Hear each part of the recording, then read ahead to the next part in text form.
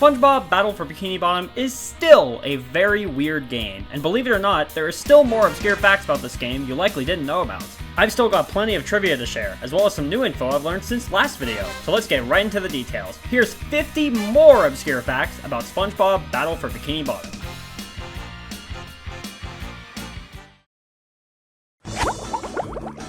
With precise movement, you can throw a freezy fruit onto the main lagoon water of Goo Lagoon Beach, where you can witness its comically short freeze timer to prevent players from walking out to the island.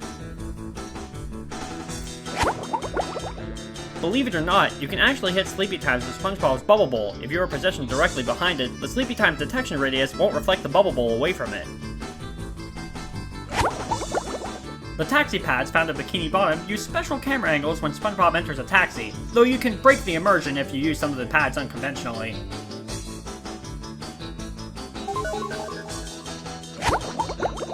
Everyone's familiar with the grossly overpriced concept art seen in the theater, but did you know there's even more concept art not shown here? These were featured on Heavy Iron's website all the way back in 2003. One can only imagine why these weren't present in the theater, but if I had to guess, it was probably not to overwhelm the level with too many high-res images. There is a large out-of-bounds trigger in the skee-ball game to prevent the player from walking right into it. However, this trigger extends much higher than it probably should, preventing the player from even standing on top of the minigame. G-Loves can break tikis and destroy Duplicatotrons. Patrick's NPC model is very slightly bigger than Patrick's playable model. Almost all of the rooftops in downtown rooftops are color-coded. The basic path through the level has you only step foot on the colored buildings. All the dull-colored buildings in the background have those colors to denote them as not being part of the main path, with the exception of this one. There's an invisible wall in Rock Bottom Museum to prevent the player from reaching the second floor earlier than intended. However, this wall is never disabled, so... This NPC has an idle animation where she... well, yeah. A whole lot of people know about how the fire produced from tubeless changes colors depending on if you play on certain holidays. Red, white, and blue on the 4th of July, green on St. Patrick's Day, orange on Halloween, and so on. But did you know there are even more of these special days many don't know about? First off, you can get these rainbow colors on New Year's Day and Groundhog Day, but you can also get them on March 18th, March 21st, March 22nd, August 8th, October 5th, October 14th, October 22nd, and November 5th. You can see red, white, and blue on July 4th, but you can also see it on September 8th. And on June 6th, you can see a very unique combination of red, orange, green, blue, and lavender. It's unknown why these colors appear on these days, but it is generally accepted they are most likely the birthdays of various Heavy Iron developers. At the bottom of Sand Mountain, if you press one of the two ambush buttons, die, and press the same button again, the ambush will be completed as if you pressed both buttons. This is because whenever one of the buttons is pressed, it adds a 1 to a button counter, where, naturally, the ambush would conclude if the counter hits 2. However, if you die during the ambush, the buttons are reset, but the counter is not. This is the case for all 3 Sand Mountain slopes. There are quite a few invisible walls throughout Battle for Bikini Bottom. What's interesting about them is that despite being, well, invisible, a lot of them have this texture, temp. It's pretty funny just how prevalent this single texture is, despite the fact the player never sees it for themselves.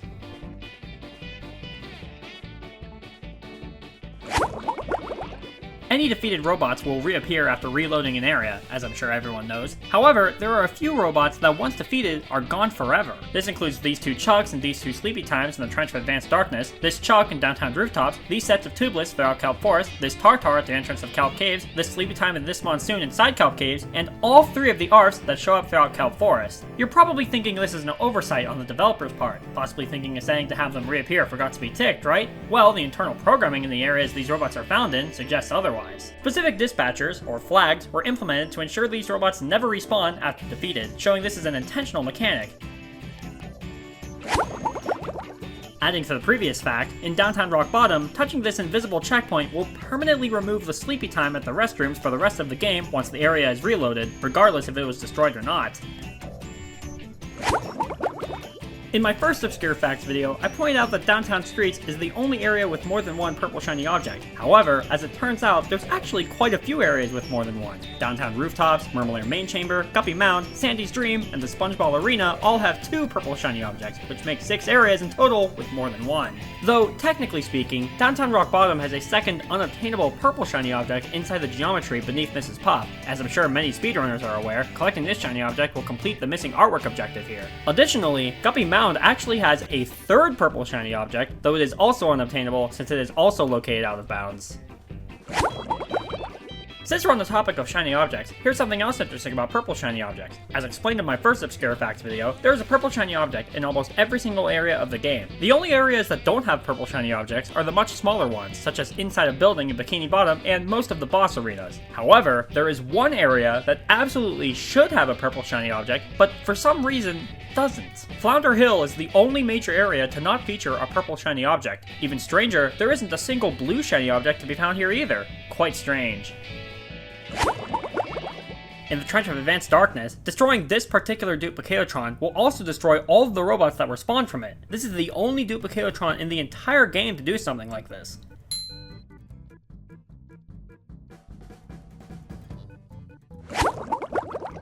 Here's a little trick to observe a neat quirk of how this game operates. The toll for the theater in Bikini Bottom checks if the player has enough shiny objects, not when initiating a conversation with the box office guy, but when entering this trigger surrounding him. Because of this, if you are standing inside the trigger, then use SpongeBob's cruise bubble to go over the shiny object threshold, you still won't be able to enter the theater until after you exit and re-enter the trigger. The same applies to Mr. Krabs and Patrick too. If you save collecting the sock next to Patrick until it's your 10th one, you can see Patrick lose the ability to count. Throughout the entire game, Patrick never encounters a Slick, and Sandy never encounters an Arf. The two even have voice lines that go unused because of this. I like bubbles. Get along, little doggy.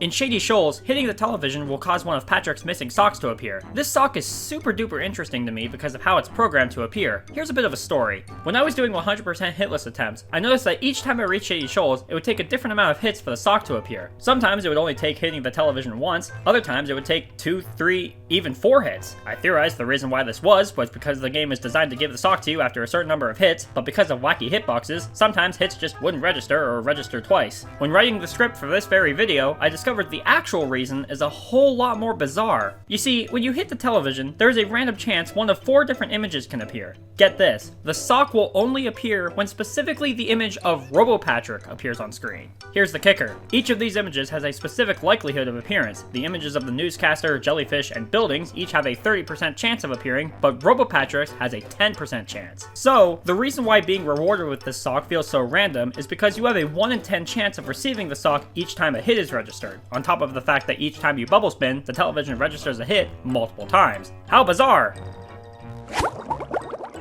The model for the goo found in Kelp Swamp is bizarrely squared off, suggesting that at some point in development, Kelp Swamp could have had the tide gimmick from Goo Lagoon Sea Caves. Or a Heavy Iron modeler just wasn't feeling it that day. Can't say I blame him. The first task in the Murmulair and the first task in the Flying Dutchman's Graveyard shared the exact same task name, Top of the Entrance Area.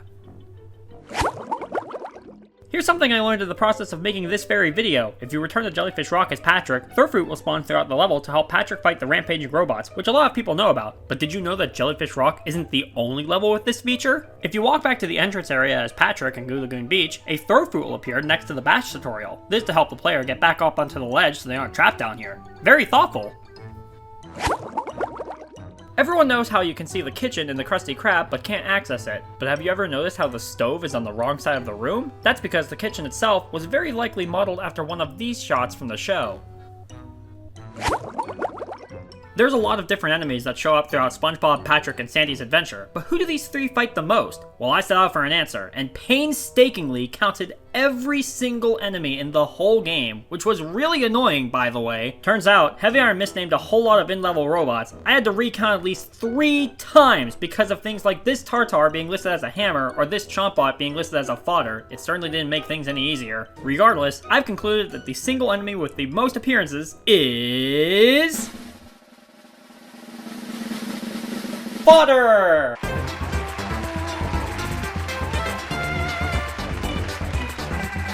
Yeah, I imagine this isn't much of a surprise, but what is surprising is just how many there are. There is a whopping total of 141 fodders in Battle for Bikini Bottom, 142 if you count the example fodder in Mr. Krabs' Dream. These things are everywhere. Go figure, since they are essentially the Goombas of this game. The area with the most fodders is, unsurprisingly, Jellyfish Rock, with 13 different fodders roaming the stage, which makes perfect sense since the level serves as an introduction to the robot menace. However, what I find even more interesting is who is second place in the tally.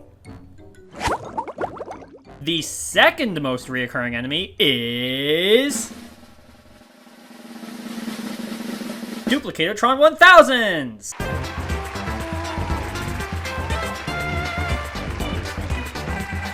Just how many of these things are out there?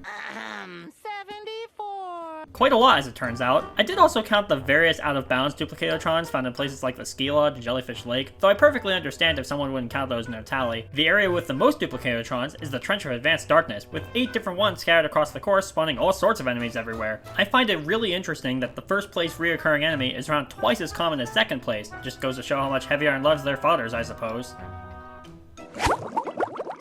Now, the enemy that shows up the absolute least is... Arf! And Blue Jellyfish. The two of them are tied for only 6 appearances each across the whole game. As I'm sure many are aware, the 6 blue jellyfish are only ever seen in Spork Mountain and nowhere else, which is a bit of a shame since they can be a bit frightening compared to regular jellyfish. Arf is super interesting since half of its appearances are in the Murmelair and the other half are in Kelp Forest, nowhere else, which would explain why Sandy never encounters one as mentioned earlier. Seriously, why are they in Sandy's Dream? It's a Texas-themed level! Which, by the way, as a reminder, the 3 Arfs seen in Kelp Forest will permanently disappear once they've been defeated. So really, there's only 3 you'll be able to fight consistently, all of which are only in the Murmelair. Talk about getting the short end of the stick. Sorry, Arf. Anyway, speaking of jellyfish, there are a total of 67 pink jellyfish throughout this game. Of those, 31 of them, almost half, are found in just jellyfish fields alone. Sure gives credit to the name.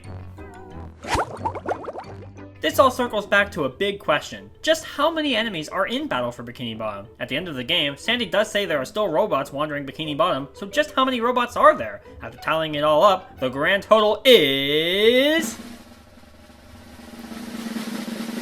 564 robots. If you count the jellyfish, that bumps up to 635 total enemies. Now, I just mentioned how I counted the unreachable out-of-bound Duplicatotrons, but I've actually got some trivia surrounding those as well. This Duplicatotron in the rolling ball area is impossible to reach by normal means, since it is placed inside the level geometry. However, with an extremely precise cruise bubble shot, you can actually destroy this Duplicatotron using the cruise bubble's explosion radius. Now you can finally get rid of that pesky fodder. You can deflect various projectiles from enemies using SpongeBob's Cruise Bubble. This includes Chuck's Missile, Monsoon Storm Cloud, and Slick's Oil Blob. You can even do this to the robot balls Duplicatotrons use to spawn robots, though it doesn't actually do anything, the robot will still spawn anyway. This sign in Jellyfish Rock has a surprising amount of depth to it. The sign teaches you about teleport boxes and how they function. What's cool about it is that if you get close to it, the game will force you to read it, just like most of the other signs throughout the game. However, the sign is a bit out of the way of the main path, so many players will likely walk right past without even reading it. Luckily, Heavy Iron recognized this possibility. If you don't read the sign at the bottom of the hill, you'll instead be forced to read it once you reach the second teleport box at the top of the hill. Sure, there's no sign being read here, but it's a pretty effective way to keep the player informed. I imagine a lot of players learned of teleport boxes like this and didn't even realize. It is just barely noticeable, but standing next to the restrooms in downtown Rock Bottom will play this weird splashing sound.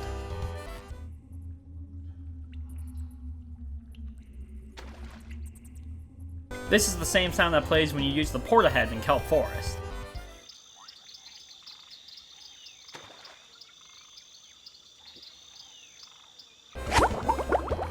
The Bikini Bottom Most Wanted database in the police station has entries for all the robots you encounter throughout the game. What determines when the robot appears in the database is either A, if one has been defeated for the first time, B, if you watch that robot's introduction cutscene, or C, if you enter an area with that robot for the first time, with each of these conditions varying depending on the robot. You may be wondering, what triggers Plankton's entry to show up here? One may believe it would be available after defeating the final boss, but it's actually set after entering the Chump Bucket Lab for the first time, since that is when it is discovered Plankton is behind the rampaging robot menace. All of the advertisement billboards in Sand Mountain are all of similar design, except for this weirdly out of place looking one for Jellyfish Fields. The reason why it looks so different is because it's the exact same model as the sign found in Bikini Bottom. Industrial Park has 3 chucks that go unused during the Robo-Patrick battle. You can actually see these chucks in some beta footage. Annoyingly, removing these chucks from the level will crash the game, even though they serve no purpose. The Trench of Advanced Darkness has these 2 big exit signs. If you look closely, you'll notice this outline attached to the pipes. Considering where the exit sign is, it's probably safe to assume the sign was meant to be enclosed in this to function more like an actual sign. Eventually, the sign was made much bigger and a second sign was added, likely to guide the player better. Also, while we're here, do yourself a favor and don't look at the museum sign from here. What the? In my last video, I brought up how you can tell the difference between if an object is baked into the level model or if it's an asset based on what animation plays when SpongeBob's Bubble Bounce lands on it. Here's one of my all-time favorite weird instances of this. In Patrick's Dream, the game has a large plane of base level underneath Patrick, but also, for some reason, has a duplicate of this plane as an object placed directly on top of it. Whenever you bubble bounce in this area, the game gets confused as to what plane you're actually landing on, so you can see both animations here at a somewhat random rate. In casual gameplay, it is impossible to talk to Plankton in Sandy's Dream as SpongeBob. Regardless, there's a unique exchange between the two here. Hello, Plankton. SpongeBob, my favorite and only lackey. Rock Bottom always felt like it was designed with Sandy in mind, while also, simultaneously, not designed with Sandy in mind. Tired of these chucks and monsoons giving you trouble? Well, have I got the oversight for you! This trigger around the golden spatula makes all the top floor robots appear. However, as you can clearly see, this trigger is very easily bypassable with Sandy's glide, making the rest of the level a whole lot easier. Various moving objects throughout the game are designed to move only when the player gets close enough to them. The floating blocks at the start of SpongeBob's Dream, for example, are programmed to move together only when SpongeBob is near them. There are certain objects that will always move regardless of SpongeBob's location, and others that will only move when SpongeBob is close. The popping spikes in Jellyfish Cave are designed to only start moving when SpongeBob is close to the cave entrance. What's interesting about these spikes is that they each have individual update distances, which is why the pattern they have can seem somewhat random. If you fall into this pond in the center of the spike section, when you respawn, all of the spikes will update simultaneously, and because the sounds of the spikes are tied to when each one moves individually, it can get pretty darn loud.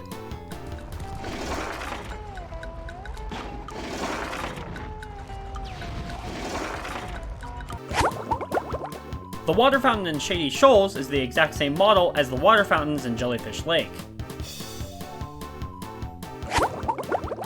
Underneath the Hans trigger and the Sea Needle is a large invisible plane that, if stepped on, will hurt the player. A similar plane can be found in Downtown Rooftops too, only this one will actually insta-kill.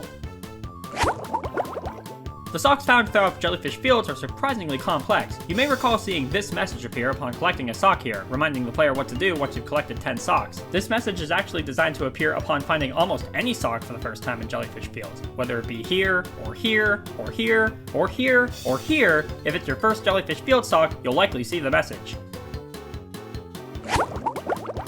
Duplicatotron 1000s have a very subtle animation of their sign falling down when SpongeBob is standing next to one.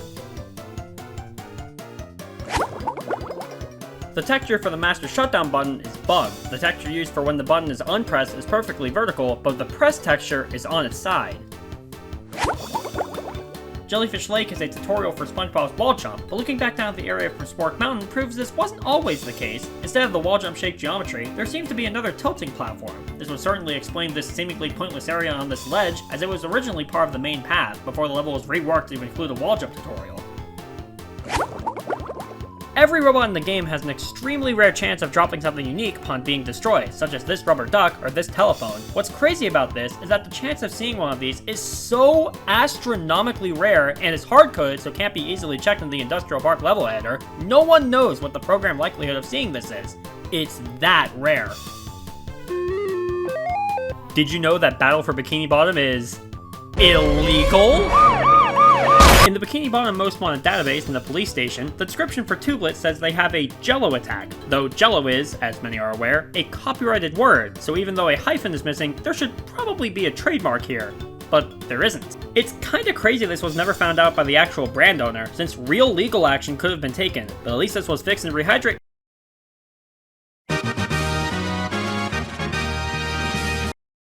Well, Looks like we did it! Another 50 obscure facts, now for 100 in total. That's all the facts I've got to share for this video. I hope you enjoyed learning more about this game. What was your favorite fact? Learn something new or have more obscure trivia to share? Comment below and let me know. Thanks for watching, and subscribe for more Battle for Bikini Bottom content. See you next time!